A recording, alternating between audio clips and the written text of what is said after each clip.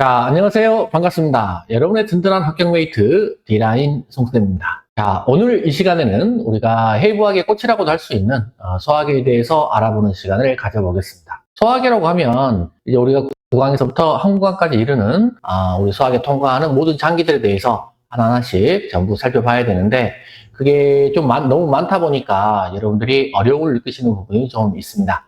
여기서 우리가 시험에 나오는 부분만 쏙쏙 뽑아서 국시에 모두 합격하실 수 있도록 잘 준비해 왔으니 오늘 이 시간도 잘 따라와 주시면 감사하겠습니다. 자, 시작할게요.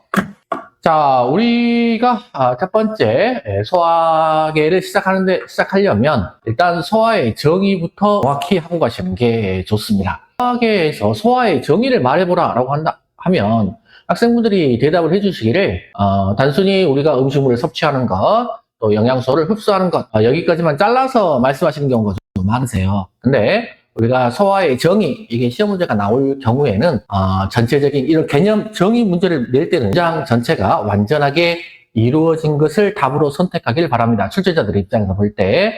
그래서 정의 확실하게 체크하고 갈게요. 자, 우리가 소화라고 하면 소화기 시작이 어디서부터예요? 구강에서부터예요. 우리가 구강으로 음식물을 섭취하고 우리가 위장, 소장, 대장에 거쳐가면서 음식물을 분해하고 흡수와 나중에 최종적으로 항문관에서 배설하는 과정까지 이 과정 모두 통틀어서 뭐라고 이야기하는 것? 소화라고 이야기하는 거거든요. 그래서 소화의 정의를 물어보면 우리가 구강에서부터 뭐에서부터? 섭취에서부터 분해, 흡수, 배설까지 모두 이루어지는 일련의 과정을 통틀어서 우리가 소화라고 한다. 이렇게 정의를 확실하게 여러분이 머릿속에 넣어준 상태에서 자, 우리가 소화의 종류를 구분하면 그게 세 가지 정도 소화로 구분이 됩니다. 첫 번째가 물리적 소화, 두 번째가 화학적 소화, 세 번째가 생물학적 소화, 이렇게 세 가지로 구분하고 있는데 물리적 소화라고 하면 여러분들이 섭취한 음식물을 물리적인 힘을 가해가지고 그냥 잘게 부수는 거예요. 그게 물리적 힘, 그냥 부수는 과정, 그게 이제 물리적 소화고요. 자, 두 번째 화학적 소화라고 하는 것은 여러분이 섭취한 음식물을 부쉈잖아요? 그 잘게 부서진 음식물들을 우리 몸에 흡수할 수 있게끔 녹여버리는 거예요. 요게 화학적 소화. 자, 녹여서 우리 몸으로 흡수하고 이제 배설하는 과정에 있어서 마지막으로 이제 우리가 생물학적 소화라고 하는 것들은 우리 대장에 있는 대장균을 비롯한 각종 유익균들이 노폐물들을 전부 분해해버리는 과정. 우리 몸이 직접적으로 하는 건 아니고 생물학적 소화는 우리 몸들의 균들을 이용해서 분해하는 과정이다. 도움을 받는 과정이다. 이렇게 이해하시면 좋을 것 같아요. 자, 다시 물리적 소화는 그냥 어떻게 한다고요? 잘게 부순다고요. 자, 두 번째 화학적 소화는 어떻게 한다고요?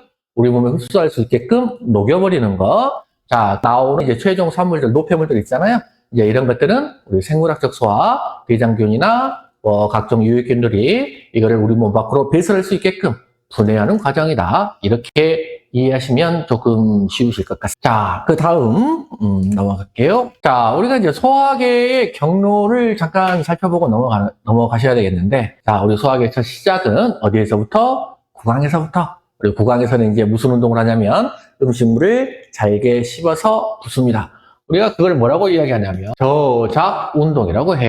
구강에서만 일어나는 음식물을 잘게 부수고 씹는 과정입니다. 이 저작 운동이 구강에서 일어나고, 자, 인두는 어디냐면, 자, 이 앞쪽이 기도고요. 자, 이 뒤쪽이 식도입니다. 자, 요 부분에 있어서 제가 그림이 좀 미숙하지만 이해해 주시면 감사하겠습니다. 자, 여기서 이게 갈라지는 부분 있잖아요. 기도와 식도가 갈라지는 분기점. 여기를 우리가 인두라고 부르고 있어요.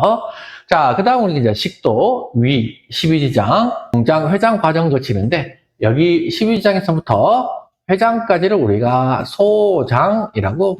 자, 그 다음에 우리 지장에서부터 결장, 직장까지를 우리가 뭐라고 부르냐면 이 세 녀석을 우리가 대장. 자, 이 대장까지 거쳐서 최종적으로 우리가 항문관을 통해서 배설이 된다. 이렇게 이해하시면 되겠습니다. 여기서는 이제 소장 세 곳, 그리고 대장 세 곳 체크해주고 넘어가시면 되겠어요. 자, 우리가 이제 여기서 하나하나씩 살펴보시는데, 첫 번째 구강부터 볼게요. 방금 제가 구강에서 무슨 운동 한다고요?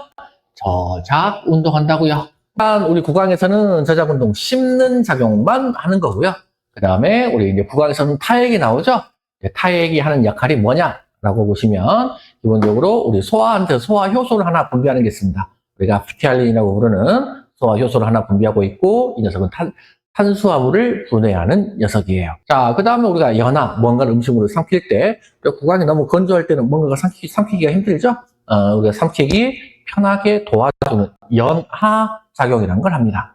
자, 그 다음 우리 입안을 촉촉하게 만들어주는 수분 작용이라든지, 자, 최종적으로 청정 작용, 우리 구강을 깨끗하게 만들어준다는 건데, 자, 어떻게 깨끗하게 만들어준다는 거냐라고 하면, 타액은 기본적으로 산성을 띠고 있어서, 외부에 들어있던 세균들이라든지, 이런 것들을 죽이는 그런 역할을 한다. 그래서 우리 구강을 깨끗하게 해주는 역할을 한다는 건데요.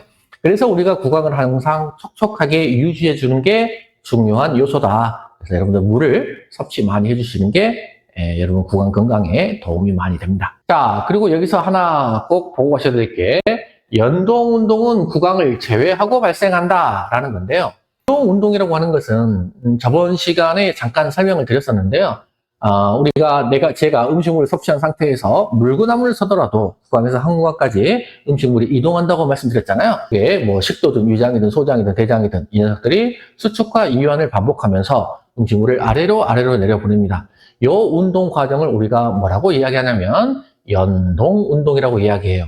연동 운동은 모든 소화관에서 다 일어납니다. 딱 한 군데만 빼고요. 어디만 빼고요? 구강만 빼고요. 그래서 우리가 이제 시험 문제 출제가 자주 되는 녀석 중에 하나인데요. 시험 문제를 물어볼 때 이렇게 물어봅니다. 자, 다음 중에서 연동 운동은 모든 소화관에서 일어난다. 이래버리면 순간 이제 착각하시기가 쉬우신 거예요. 근데 구강을 제외한 모든 소화관에서 연동 운동이 일어난다. 이런 표현이 있다면 그 표현은 맞는 표현이기 부분에 대해서 헷갈리지 않게끔 확실하게 체크해 주세요. 자, 그 다음에 인두와 식도 이야기할 때 앞에서 제가 인두 그림 그려드렸어요.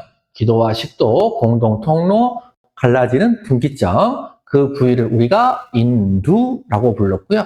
여러분들 잘 아시는 뭐 편도선, 이런 것들 전부 여기 인두, 여기에 위치하고 있다라고 보시면 됩니다. 자, 그리고 식도 같은 경우에는 얘는 하는 기능이 하나뿐이죠.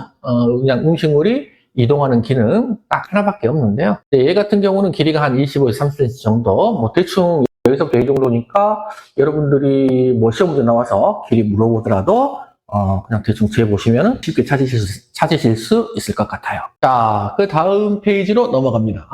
여기서 보시는 게 이제 우리가 위장에 이제 식도를 지나면 음식물이 위장으로 들어오게 됩니다. 여기 위장에서부터 이제 본격적인 소화가 시작되는데요. 우리가 위장을 다른 말로 또 뭐라고 부르냐면 저장소라는 표현을 써요. 음식물이 우리 여기 위 내로 이렇게 들어오시게 되면 식도와 위장이 연결된 곳, 여기 위장과 십이지장이 연결된 곳. 자, 우리가 위쪽을 뭐라고 부르냐면 이라고 부르고요. 아래쪽을 우리가 뭐라고 부르냐면 유문이라고 둘 다 관략근의 형태를 취하고 있어요. 우리가 음식물 섭취하시면 위 안에 분문이 꽉 조여지면서 얘가 넘어오지 못하게끔, 역류하지 못하게끔, 우리 역류성 식도염 같은 이런 거 생기지 않게끔 막아주는 역할을 하고 있다, 관략근이. 자, 마찬가지로 여러분들이 위 안에 음식물이 들어오게 되면 이걸 위가 열심히 움직이면서 얘를 분해를 합니다. 식사하시고 나면은 식곤증 많이 오시죠? 우리가 식곤증 오는 대표적인 이유 중에 하나가 여러분들이 이제 음식물 드시게 되면 위에서 음식물을 열심히 분해를 해야 되잖아요. 그러면은 이 일을 하려니까 뭐가 필요해요? 에너지가 필요해요. 그러다 보니까 심장에서 위장 쪽으로 혈액을 많이 밀어주게 됩니다. 자, 그러면 상대적으로 우리 뇌로 가는 혈액의 양은 줄어들어요. 그러다 보니까 우리 뇌는 혈액이 공급되지 않으면 즉각적으로 반응합니다.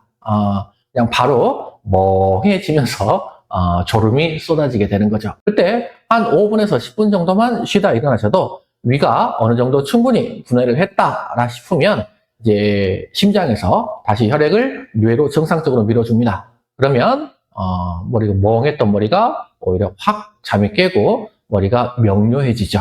식곤증이 생기는 이유 잠깐 한번 살펴봤고요. 어쨌든 요 위쪽에 그 위장 안에 이렇게 음식물이 들어오게 되면 음식물을 바로 우리가 소장으로 내려보내지 않아요. 위에서 어떻게 해요? 이걸 잘게 쪼개서 어느 쪽으로? 십이장 쪽으로 하나씩 떨어뜨립니다. 어디에서요? 유문에서 내려보내고 있다. 이렇게 보고 넘어가시면 되겠습니다. 자, 그리고 여기 위에서는 위산과 함께 뭘 분비하고 있냐면 펩신이라고 부르는 단백질 소화 효소를 하나 분비하고 있어요. 이거는 뒤쪽에서 소화 효소 정리 따로 한번 하고 가겠습니다. 여러분들도 꼭 하나 암기하고 가셔야 되는 게 비타민 B12 위에서 단백질을 흡수해야 되는데 비타민 B12가 있어야 그 위에서 단백질을 잘 흡수할 수 있게 됩니다. 근데 저게 없으면 흡수가 안 되면서 무슨 증세가 생기냐면 악성 빈혈 증세가 생겨요. 비타민 B12 섭취가 부족하면 악성 빈혈이 찾아올 수 있다. 이렇게 체크하고 넘어가 주시면 좋겠습니다. 자, 그리고 위장에서는 마찬가지로 우리가 이제 연동, 운동이 발생하고 있다. 이렇게 보시면 되겠고요. 넘어가시기에 앞서서, 교재나 뭐 이런 데는 잘 나와 있지는 않은데, 우리가, 덤핑 신드롬이라는 거, 요거 하나만 좀 체크하고 갈게요. 우리가 다른 말로 뭐라고 부르냐면, 이동증후군이라고 부릅니다. 자, 이 덤핑 신드롬, 고속 이동 증후군이라는 건 뭐냐? 자, 가령 예를 들어서 여기 암종이 하나 생겼어요. 위에가. 자, 암종이 생기면 어떻게 해버리냐면 위하고 십이지장 그리고 여기 식도하고 요 갈라지고 요 절제해버려요. 자, 요걸 갖고 위를 드러냈단 말이에요. 자, 위를 드러내버리고 어디하고 어디를 연결하냐면 우리 식도하고 장, 아까 우리 소장 중에 십이지장, 공장, 회장 있었잖아요. 공장하고 서로 문합을 합니다. 갖다 이어 붙이는 거예요.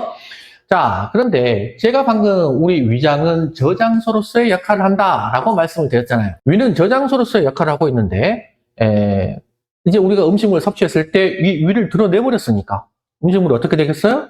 바로 그냥 소장으로 훅 떨어지게 됩니다. 자, 문제는 제대로 분해가 되지도 않은 음식물들이 소장으로 급속하게 확 떨어지다 보니 소장에서 이제 영양소를 흡수하는 데 있어서 급속하게 혈당 스파이크 증상이 일어납니다. 혈당이 그냥 훅 솟아 올라요. 덤핑 신드롬일 때 첫 번째 일어나는 증상이 고혈당 증상 일어날 거고요.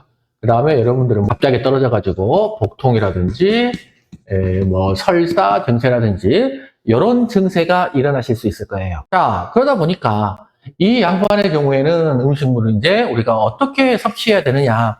자, 지금 한꺼번에 많이 떨어져서 문제잖아요. 저장소로서 역할을 하는 위장이 사라져버렸으니까. 그렇죠? 그러니까 음식물을 섭취하실 때 첫 번째, 소량씩 자주 드실 것. 자, 첫 번째입니다. 소량씩 자주 천천히 떨어지게끔 우리가 섭취 자체를 천천히 해주시면 해결이 되는 거다. 첫 번째. 자, 그 다음에 두 번째. 이 양반의 경우 지금 고혈당 증상이 일어나는 게 문제잖아요. 고혈당 증상이 일어나는 게 문제니까 탄수화물을 적게 섭취하시는 게 좋습니다. 저탄수로 섭취하시되 차라리 고지방을 드시는 게 나아요.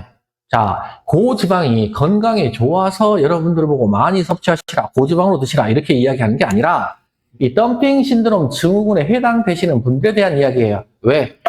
고지방의 경우에는 소화 흡수가 굉장히 느립니다. 탄수화물의 경우에는 흡수가 너무 빨라서 문제였으니까 저탄수로 드시되 고지방으로 드시는 것도 이 덤핑 신드롬에 한해서 효과가 있다. 이렇게 말씀드리는 거고요.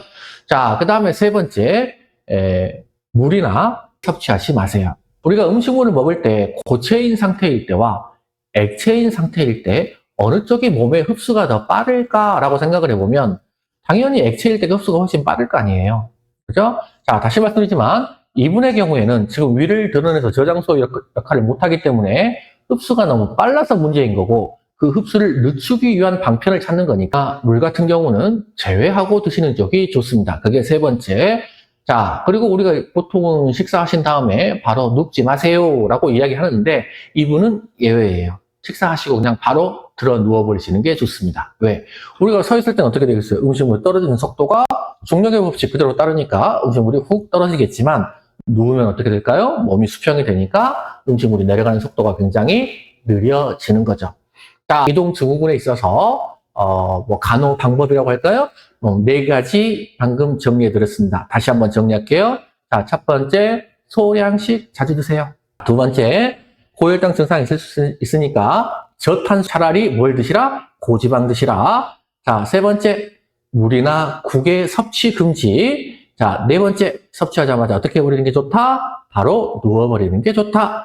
이렇게 해서 네 가지 간호까지 체크해 드렸습니다. 그 다음으로 넘어갑니다.